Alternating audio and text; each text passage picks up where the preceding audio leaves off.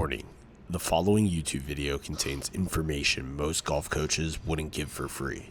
Be sure to pay attention, and whatever you do, do not get distracted by the cute dogs. Today we're going to dive deep into what creates distance and also how it can correlate to getting really good contact. Hopefully, you know, when you play golf and you hit the golf ball, there's a certain amount of backspin that gets put on the golf ball. If you're ever on a simulator where it can tell you your numbers, there's obviously the backspin amount or the backspin number that's going to show you exactly how much that ball is spinning. But really, what's going to determine that spin kind of dives a little bit deeper into the contact. And it's measured by a term what we call spin loft. The higher the spin loft, the higher the backspin. The lower the spin loft, the lower the backspin.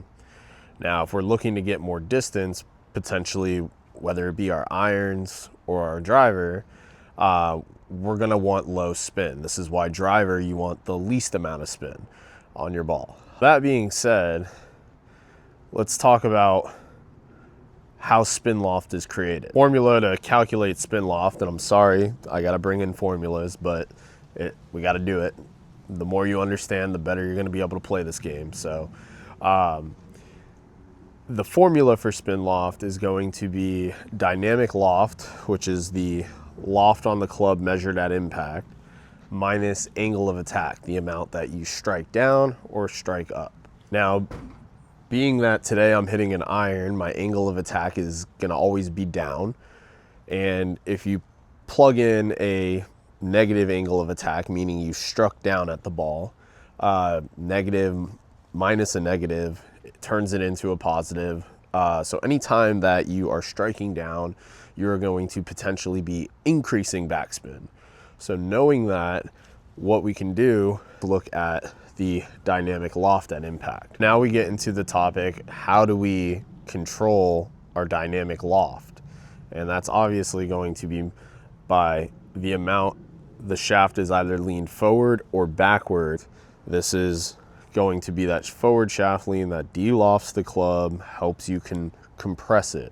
Really, that word compression is the minimization of spin or spin loft. So if you have a headache right now, I apologize. But again, this is really good information.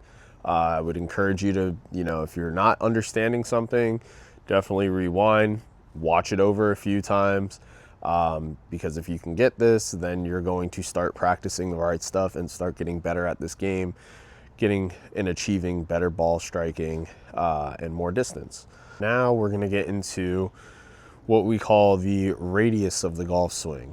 So if I hold this club out in front of me like this and swing back, the point at which this club head passes my left shoulder as a right-handed golfer, you could see that the club is going back to the inside or completing the front side of the arc.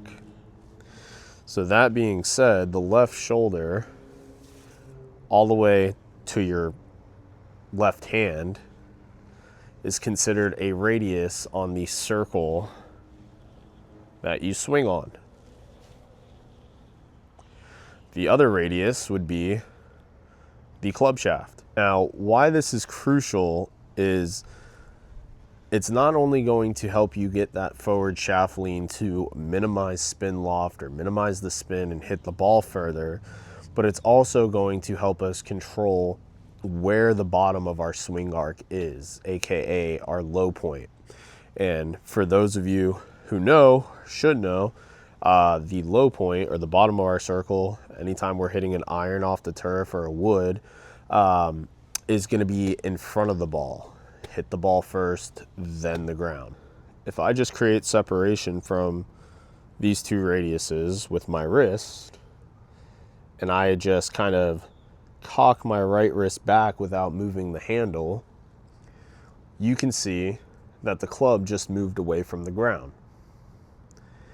If I move the handle forward, that is going to change where the club returns into the ground. If I move it back and release this, it's back here.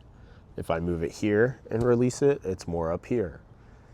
So the longer that we can hold this angle and continue to move it in our downswing will help not only create more forward shaft lean at impact to minimize spin and get more distance, but it's also going to help the quality of our contact because it's moving our low point forward. I hope you understand that. A good way to work on this is if you have a mat or I had some string over here, some string, something that can just make a line on the ground where the ball's going to be resting. Club would start normally right here. I'm just going to take a step back for a practice swing and work on making the divots in front of that line. So as I go back, I kind of sort of already get this angle here, and I know it's my job, if I want to get the best contact and the best potential distance on the ball, to move this angle. A lot of the times people will get here and think they have to start releasing, or what we call casting, right? So you can see if this angle stops here and we release, we're hitting way back behind the ball. But if we get that angle somewhat in front of the ball, now that club head bottoms out in front of that line every single time. So this is why the radius of the golf swing is crucial in understanding that.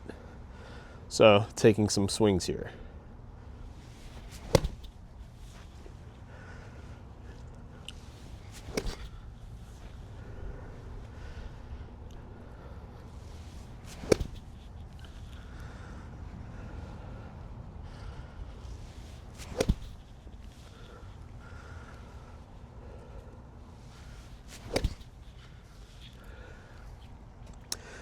Every single time it's in front. So I hope that all makes sense, kind of what we talked about today. If it doesn't, feel free to leave a comment below. I'm always willing to engage with you guys in the comments and explain anything that's unclear. And if it did make sense and you got some value out of today, please go ahead and consider liking the video and subscribing. It would do me wonders. Thank you. That's it for this one. I'll catch you guys on the next one.